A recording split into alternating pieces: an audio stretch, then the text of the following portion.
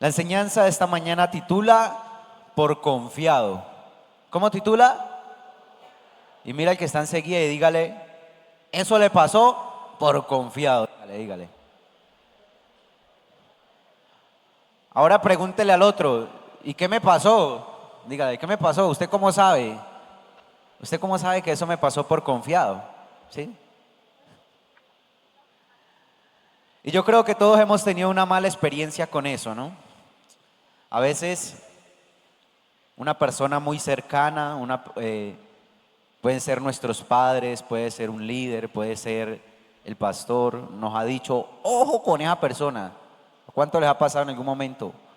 Ojo, ¿sí? Ojo que vea, esa persona no tiene como buenas intenciones, ¿sí? O nos han dicho, ojo, no se meta por ahí porque eso es peligroso. O nos han dicho, guarde el celular. ¿Y a cuánto les ha pasado su cacharro? ¿Sí? Entonces uno dice, si hubiera hecho caso, si no me hubiera puesto de terco, pues no hubiera pasado. ¿Sí? Y ahí sí le toca a uno agachar la cabeza, como dice el chavo, meter la cola entre las patas y salir, dar la vuelta y salir. ¿Cierto que sí? Por confiado. Y yo quiero invitarlo a que habla el libro de Salmos, capítulo 44, verso 1.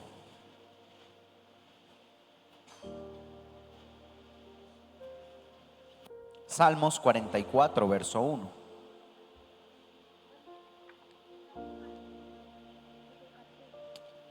Y dice, en el nombre del Padre, del Hijo y con la revelación del Espíritu Santo. Con nuestros oídos, Dios hemos oído.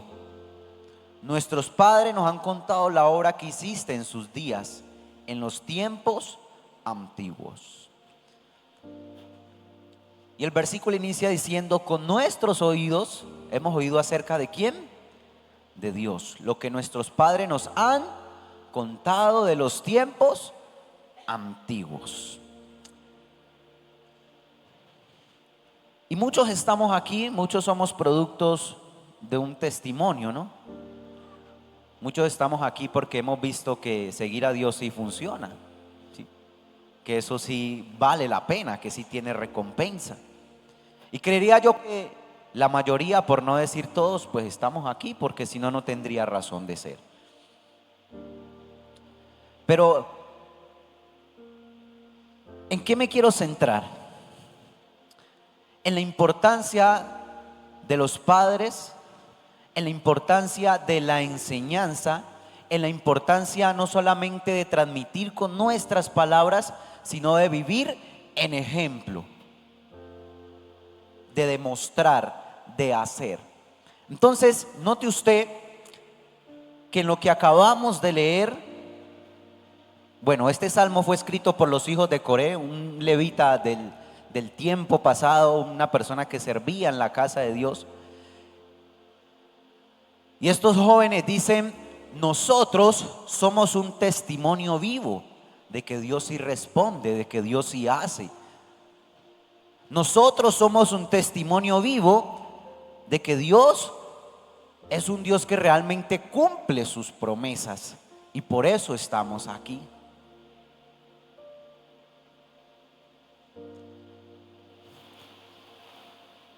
Y esa es la importancia de nosotros como padres, enseñarles a nuestros hijos, transmitirles ese mensaje y que ellos nos vean a nosotros. Porque si son solo palabras, palabras, palabras, pero ellos dicen, no, pero mira mi papá tanto que habla de que Dios es un Dios bueno, misericordioso, abundante, próspero.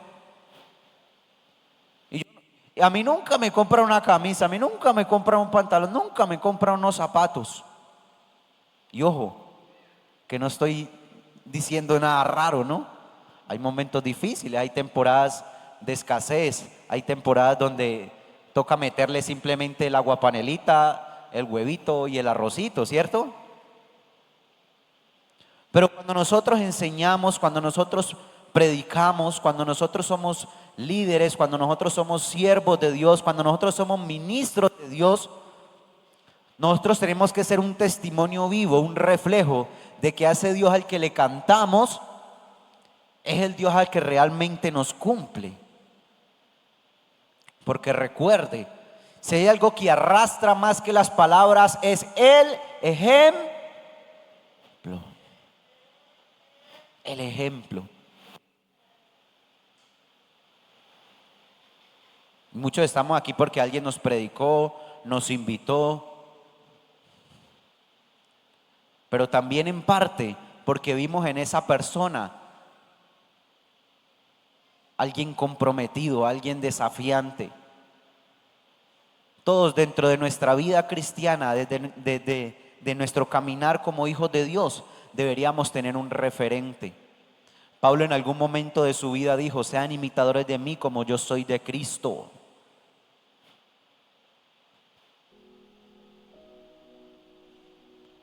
Hay personas, usted y yo, más bien, usted y yo tenemos que convertirnos en referente para otras personas. Usted y yo tenemos que convertirnos en referente para nuestros hijos. Usted y yo tenemos que testificar. Qué bonito es predicar la palabra de Dios. Qué bonito es enseñarla. Qué bonito es leerla. Pero es aún mucho más hermoso cuando esa palabra se materializa en nuestra vida, cuando se cumple.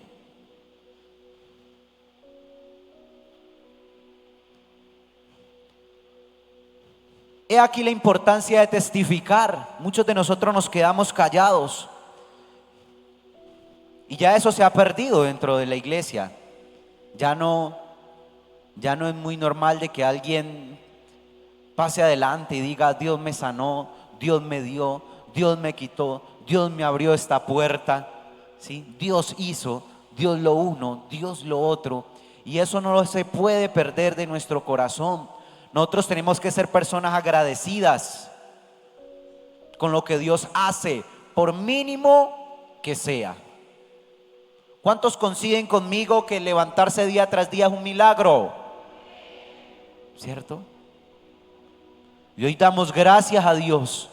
Hoy somos un testimonio vivo de que la palabra, cuando dice que sus misericordias se renuevan cada mañana, no es una mentira, no es una falacia, no es simplemente una frase de cajón. No, las misericordias de Dios se renuevan día tras día. Entonces, ¿por qué callar? ¿Por qué callar y no hablar, y no más bien hablar?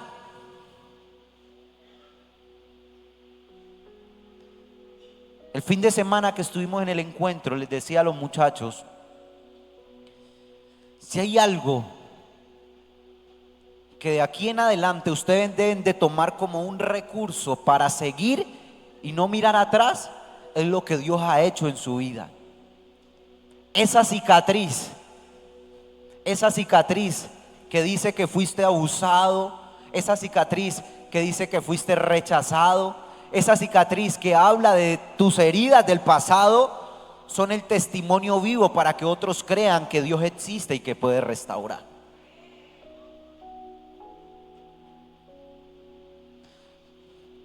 Entonces, cuando testificamos, cuando pasamos al frente y damos testimonio, o en cualquier lugar, ¿saben qué pasa? Esta acción que parece insignificante trae edificación. Se edifica la iglesia, nos gozamos. ¿Cierto que sí? Cuando alguien pasa al frente y dice: yo estaba esperando esto, yo estaba enfermo de esto y Dios me sanó. Entonces, ¿qué pasa con toda la iglesia? El corazón a uno como que se le infla y gracias papá Dios porque estás haciendo. Gracias papá Dios porque estás contestando. Gracias papá Dios porque no nos estás dejando quedar en vergüenza en medio de una sociedad que podríamos decir que el 50 dice que Dios existe, otro 50 dice que Dios no existe.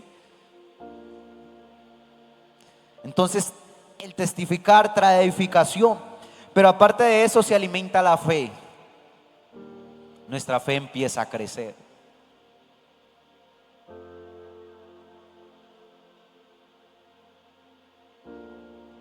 La fe es algo bien complejo, ¿no? Es un tema más que de estudio, es de vivencias, es de aplicación. Pero cuando alguien testifica ese nivel de fe de muchos de nosotros, a mí me ha pasado, yo digo porque es que a mí me ha pasado, yo hablo desde lo que siento. Yo digo, sí se puede, aún no es tarde. Dios para todos tiene su momento y su hora. Dios llega en el momento preciso. Entonces trae edificación, se alimenta la fe.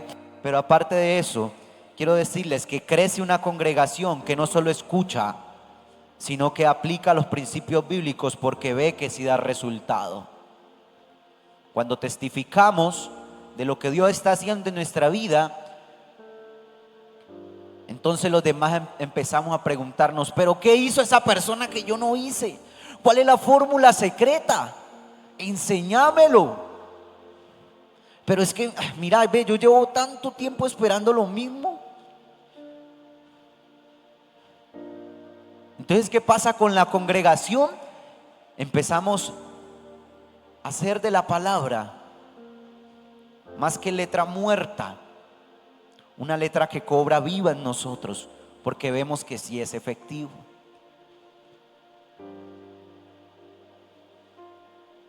Ahora, todo esto que le acabo de decir es el primer punto que tiene que ver con la dependencia de Dios. ¿Dependencia de quién? De Dios.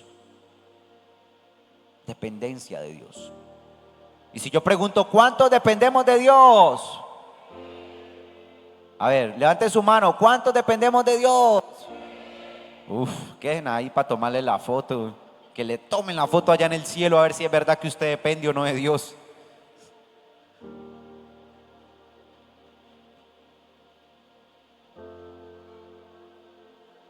Depender de Dios no es tan fácil.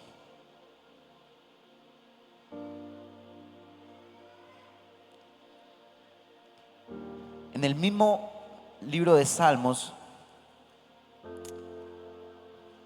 en el mismo capítulo 44, verso 6,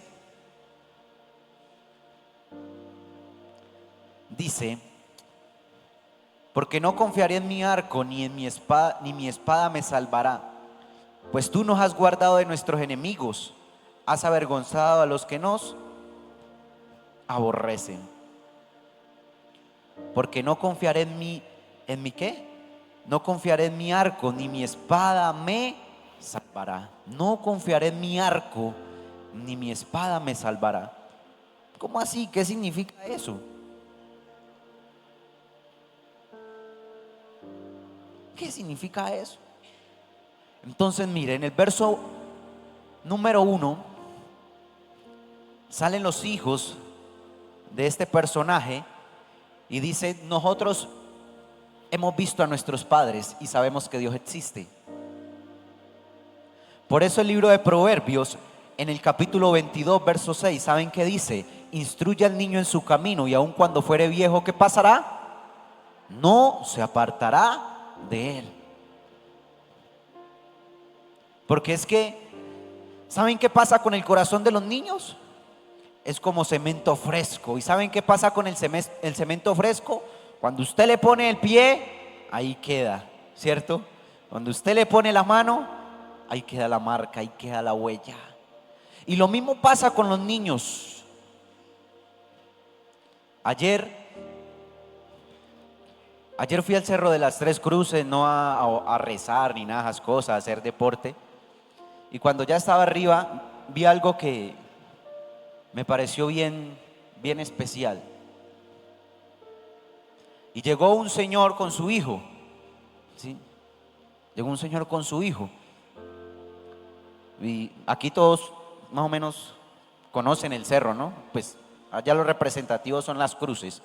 Entonces llega el señor y se para así de frente a la cruz del centro y le dice al niño que se pare ahí, ¿sí? Y el niño era así como todo sanguíneo, así, ay, corre para aquí, corre para allá. Y él llegó y le hizo así. Y el niño se quedó así. Y yo veía al niño y yo podría percibir que él no entendía qué estaba haciendo su papá, porque él estaba así. Y el Señor era ahí, ¿no? Y el Señor era ahí, pues, me imagino yo rezando, no sé. Y el niño ahí lo miraba y como que, papá, ¿qué estamos haciendo? O sea, ¿tú por qué me dices que me haga acá? Entonces el papá se voltea y empieza a decirle al niño, ¿sí? Hasta allá no me llegó el chisme, ¿no? Yo simplemente estaba viendo, ¿sí? Entonces él le decía, yo me imagino que él estaba explicando qué estaba haciendo y qué debía hacer. ¿Saben qué va a pasar dentro de unos años con ese niño? Cuando él vuelva y suba allá al Cerro Las Tres Cruces, ¿saben qué va a hacer ese niño? Él va a llegar y se va a parar delante de la cruz y va a empezar a hacer lo que su papá le enseñó algún día. Porque la palabra se cumple. Instruye al niño en su camino y aun cuando fuere viejo no se apartará ¿de quién? De él. Todo lo que nosotros le transmitamos a nuestros hijos va a marcar su vida para bien o para mal.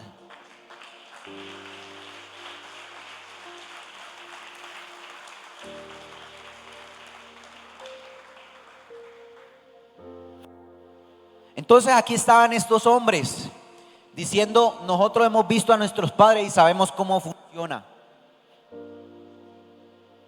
Nosotros por eso no nos ponemos a inventar. Nosotros por encima de tener una espada, de tener un arco y de atacar al enemigo, ¿saben nosotros qué hacemos? Nosotros confiamos en Dios. Nosotros confiamos en Dios. Entonces cuando nosotros dependemos de Dios y cuando nosotros le transmitimos ese mensaje a los que nos rodean, a nuestros hijos, a las personas que habitualmente conviven con nosotros, ¿saben qué va a pasar en un momento de dificultad? Esas personas, nuestros hijos, los más pequeños, van a aprender a depender de Dios y no de las circunstancias.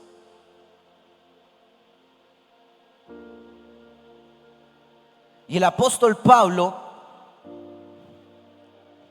muchas de sus enseñanzas está basada en metáforas. Y a mí me encantan las metáforas porque aprendo demasiado y me gusta enseñar con metáforas. Porque él siempre está comparando una cosa con la otra. Y la espada, en otros contextos, tal vez podrá representar poder, autoridad, protección, justicia, verdad. Pero quiero que en esta mañana tomemos la espada como nuestro conocimiento o como nuestro poder de autosuficiencia. Recuerde, el primer punto puede depender ¿de quién? De Dios. Y hablamos de la importancia de testificar, de enseñar, de transmitir. Pero en este segundo punto es una pregunta, es una incógnita. Y es, ¿qué pasa cuando confío más en mí que en Dios? ¿Qué pasa?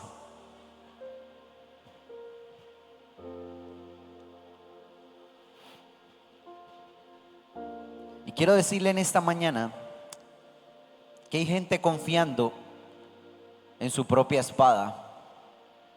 Hay gente confiando en su propio conocimiento. Hay gente confiando en su propio talento. Hay gente confiando en que lo va a lograr solo. Hay gente confiando de que sin Dios puede seguir adelante.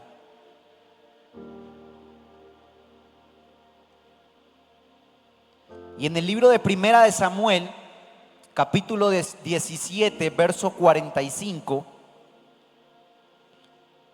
esto lo hemos leído, todo lo conocemos.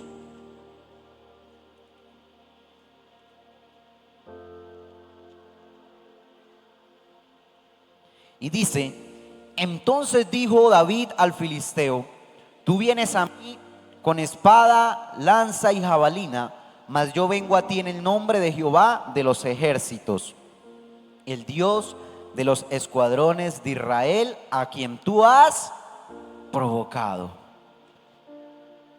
Y allí estaba David, enfrente de un gigante.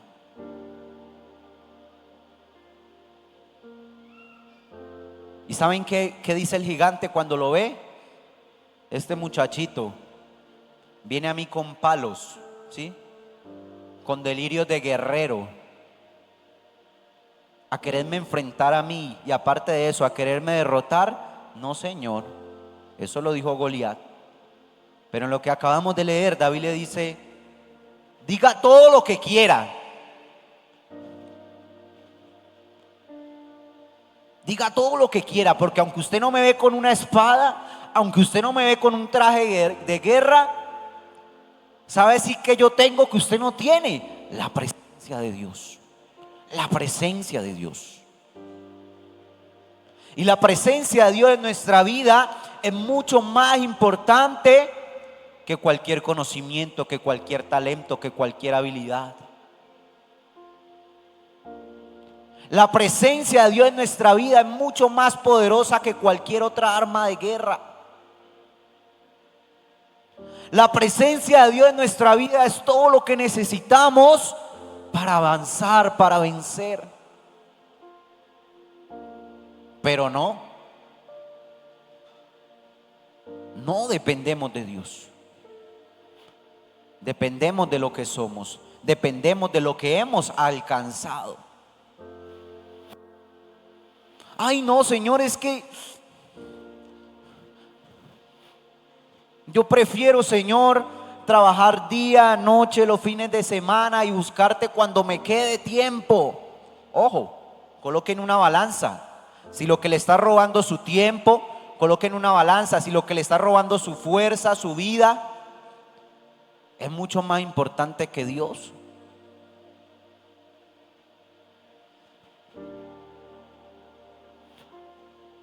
Volver a confiar en Dios, volver a depender de Dios. Hay una frase que todos hemos escuchado y dice que seguridad mató ¿a quién? Seguridad mató a confianza, y fue lo que le pasó a Goliat. Sí. Goliat estaba confiado, pero David estaba ¿qué? Seguro. Goliat estaba confiado, pero David estaba ¿qué? Seguro.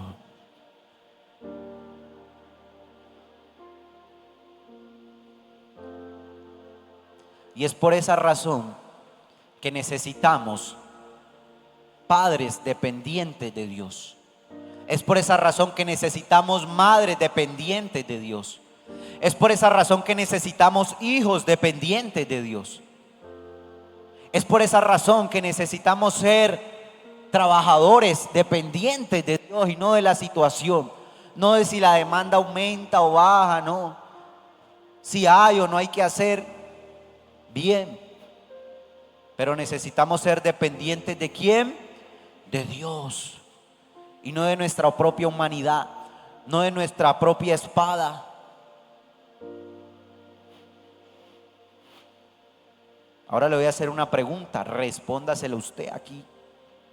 ¿Cuáles son aquellas cosas que hoy me hacen sentir confiado?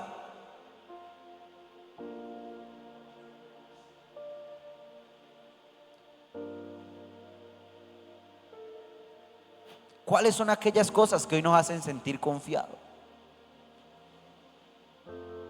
Ahora, ¿qué pasaría si esas mismas cosas que usted acaba de pensar, que usted ha identificado, le fueran quitadas? ¿Qué pasaría con su vida? ¿Sería el fin del mundo? ¿Una catástrofe?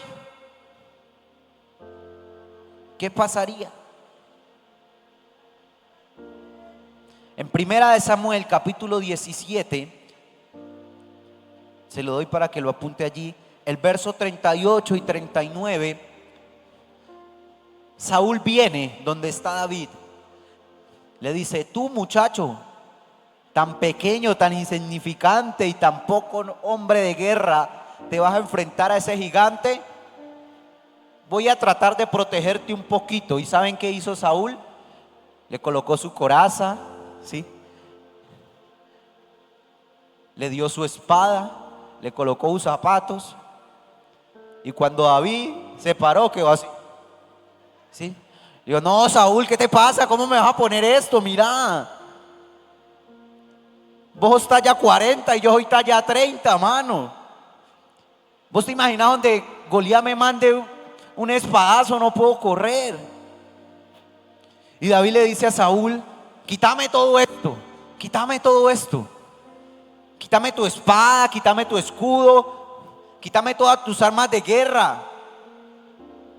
Porque es que cuando Goliat venga, yo no lo voy a enfrentar en mis fuerzas. Yo lo voy a enfrentar en el nombre del Dios Todopoderoso.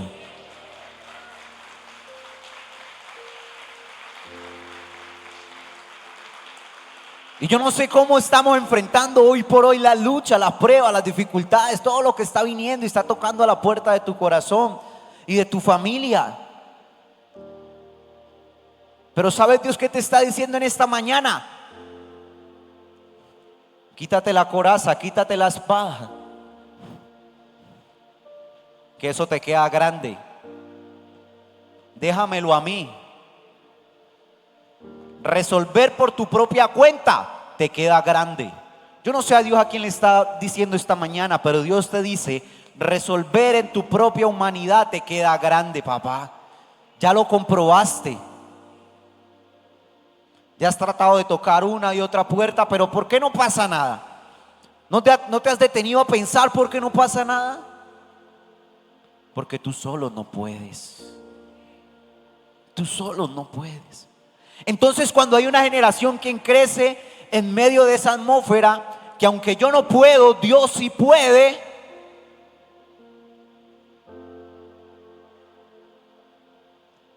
todo argumento es derribado. Toda ciencia y todo conocimiento humano es derribado. Porque entonces es cuando la palabra se materializa y yo puedo decir confiadamente: Él es mi pastor y nada me faltará. Porque no dependo de mis fuerzas, no dependo de mi espada, sino que dependo de Dios. Proverbios 3, verso 5 dice: confía en Jehová con todo tu corazón y no te apoyes en tu propia prudencia. Confía en Jehová con todo tu corazón y no te apoyes en tu propia prudencia. Antes de hacer cualquier cosa, filtra todo a la luz de la palabra y a los ojos de Dios. Señor, ¿soy yo o eres tú?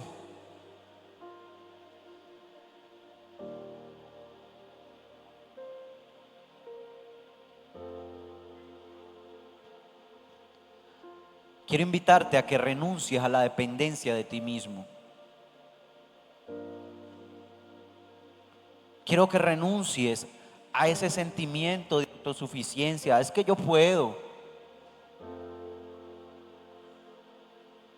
Espérame y verás. Yo puedo solo. Yo puedo con esta lucha solo. Yo no necesito ayuda de nadie, no. No podemos luchar solos. No podemos vencer solos. Me atrevería a decir que es imposible vencer solos. Humanamente necesitamos gente a nuestro alrededor, sí, es una realidad. Pero cuando entendemos que aunque todo mundo se vaya, pero Dios permanezca en medio de todo, las cosas van a salir bien. Las cosas se van a dar. Primera de Samuel, capítulo 16, verso 16.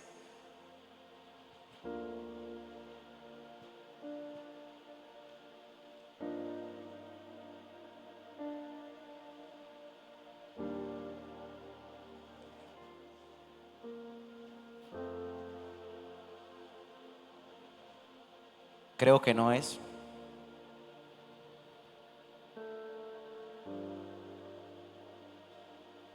Se me perdió.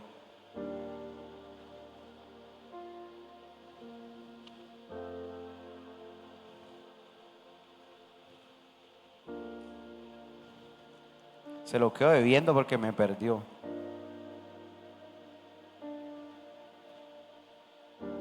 Ya, el 18. Primera de Samuel 16, 18. Entonces uno de los criados respondió: he visto a un hijo de Isaí de Belén que sabe tocar, es valiente y vigoroso, hombre de guerra, prudente en sus palabras, hermoso, y Jehová está ¿con quién? Con él. Si hay algo que necesitamos en nuestra vida es que Dios esté con nosotros. Si hay alguna aprobación que nosotros necesitemos en la vida, es la aprobación de Dios. Mire, David fue promovido no por el hombre, David fue promovido por Dios. Recuerde que desde sus inicios, desde su llamado, él era el menos importante entre los suyos, para su padre, para sus hermanos, era insignificante. Pero si había un título que tenía David, si había algo que lo representaba, es que Dios estaba ¿con quién? Estaba con él. Que Dios estaba con él.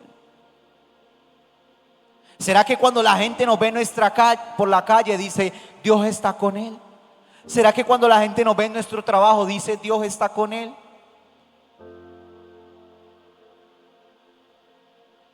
Quizás que dice, o será que dicen todo lo contrario. Uy, mira, el vecino va a la iglesia, pero cuando sale como que deja a Dios en la iglesia y en la esquina encuentra con el diablo. Dependencia de Dios. Dependencia de Dios. Y en la historia de Sansón, viene Dalila y le dice: Sansón, revélame tu secreto. ¿Por qué es tan fuerte? Y Sansón en 3 oportunidades la engaña y le dice mentiras. Le dice: haz esto, haz esto, haz esto y perderé mi fuerza. Y durante las 3 oportunidades, pues ya todos conocemos la historia. Sansón se levanta, vence, sale corriendo y su fuerza permanece. Pero cuando Sansón descubre su corazón y revela la verdad, la cual no debió haber revelado nunca, cuando él se ve en aprietos, ¿saben qué dice? Esta vez me levantaré y voy a vencer como en las ocasiones anteriores. Y entonces Sansón se levanta, se despierta, se toca la cabeza y está calvo, tiene la cero baja y con cuchilla marcada. Los muchachos me entienden qué les estoy diciendo, ¿cierto? Y dice: mi melena, mi caballera, ¿dónde está? Y dice: no, me levantaré y voy a vencer. Y cuando intenta romper lo que lo tenía atado, no, señor, no se equivoque, se confió. ¿Por qué? Dígalo. Por confiado. Por confiado. Por confiado.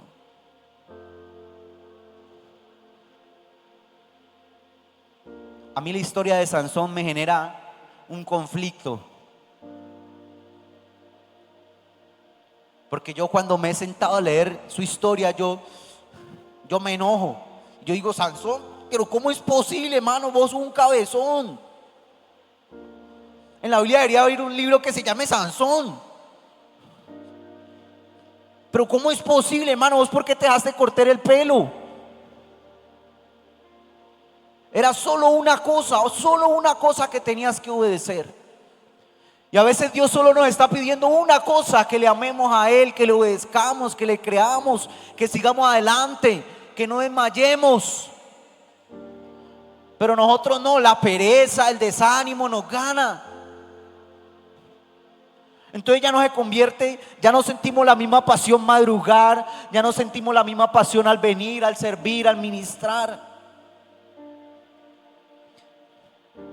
Y pasa con nosotros lo que pasó con Sansón.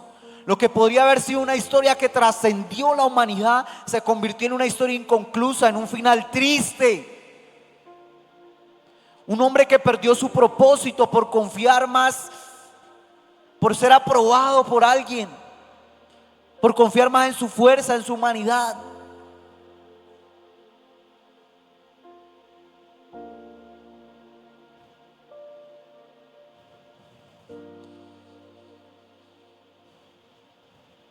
quiero invitarte a que identifiques qué es aquello que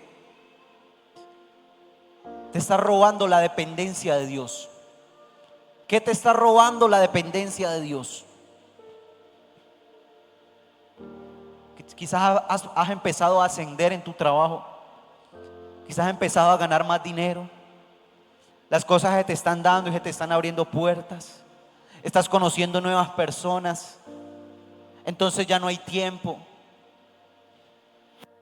Entonces ya no hay compromiso con Dios. Identifica. ¿Qué es lo que me está robando la dependencia de Dios? ¿Qué es lo que está generando en mi vida que yo ya no, día tras día, no le diga: Señor, ayúdame en este día?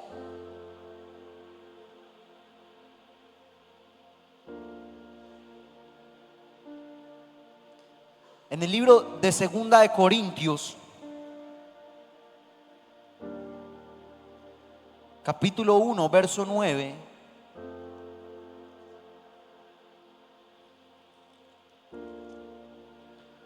aparece el apóstol Pablo diciendo lo siguiente: pero tuvimos en nosotros mismos sentencia de muerte, para que no confiáramos en nosotros mismos, sino en Dios que resucita a los muertos.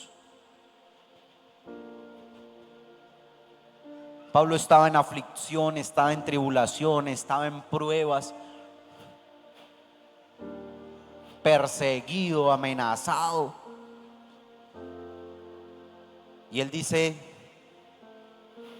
todo esto es necesario, toda esta persecución y toda esta causa de muerte es necesaria para aprender a depender de Dios y no de lo que yo soy.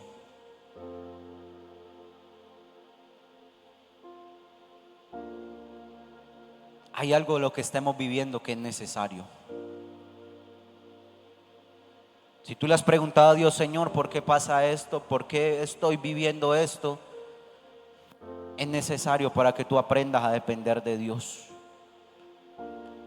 Esa situación es necesaria para que hoy estés aquí.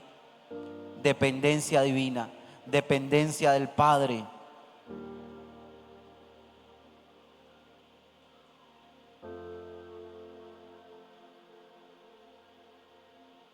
Y entonces, cuando nosotros dependemos plenamente de Dios, cuando nosotros entendemos ese principio de buscar a Dios por encima de todas las cosas, ¿saben qué va a pasar?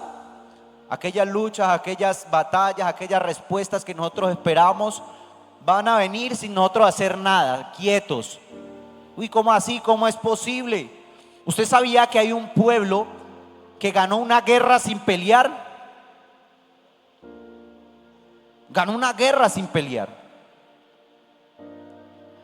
Resulta que en épocas del rey Josafat, rey de Judá, vinieron los amonitas, si no me equivoco, a atacarlo. Y él tenía miedo porque obviamente este pueblo era mucho más numeroso que él. Tenían mejores armas. Y él tuvo miedo en su corazón. Pero él entendía un principio. Y él dijo: yo no tengo las mejores armas. Yo no tengo los mejores guerreros. Yo no tengo las mejores estrategias de guerra. Pero yo tengo a alguien, y ese alguien se llama Dios. Ese alguien se llama Dios.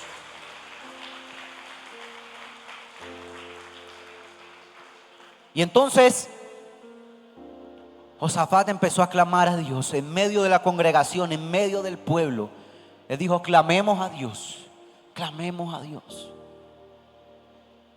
Y en medio de esa búsqueda de la presencia de Dios,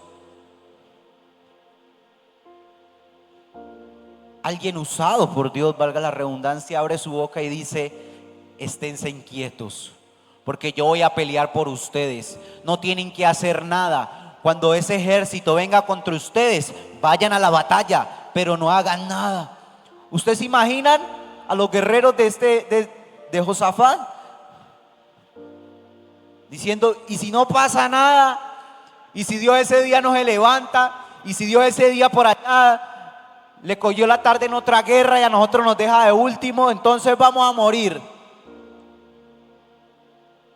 Y es ahí donde es la dependencia de Dios. Hasta el último momento. Y es que la última palabra la tiene Dios. Y es que Dios es el que abre y el que cierra puertas. No es el hombre, es Dios. Y subieron a la guerra. Y subieron a la guerra. Y cuando estaban allí, aunque ellos no tuvieron que empuñar su espada para atacar al ejército contrario, hubo algo que sí tuvieron que hacer. ¿Saben qué fue? Empezaron a adorar, empezaron a cantar, empezaron a danzar. Y en medio de ese acto de amor, de devoción y de pasión por Dios, ¿saben qué pasó con aquellos que venían a quererlos derrotar? Dice que fueron confundidos y entre ellos mismos apuñalaban. Yo no sé usted, pero yo me hago unas películas cuando leo la Biblia. Yo me imagino a ellos: ay, ¿yo por qué te estoy matando? ¿Ves? Si vos sos mío. Y es que Dios hace cosas que la gente no entiende.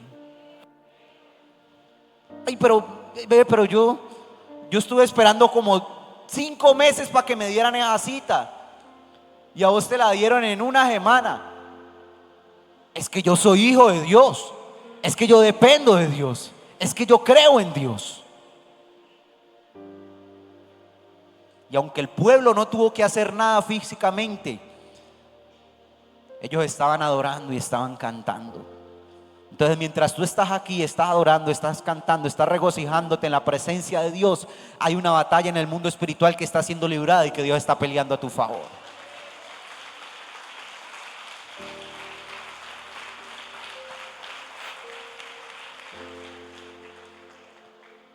Y cuando nosotros le transmitimos eso a nuestro entorno, a nuestros hijos y a las personas que habitualmente están con nosotros, entonces pueden identificar que ser cristiano sí vale la pena, que ser hijo de Dios sí vale la pena, que Dios sí cumple, que Dios sí responde, que Dios no nos deja en vergüenza.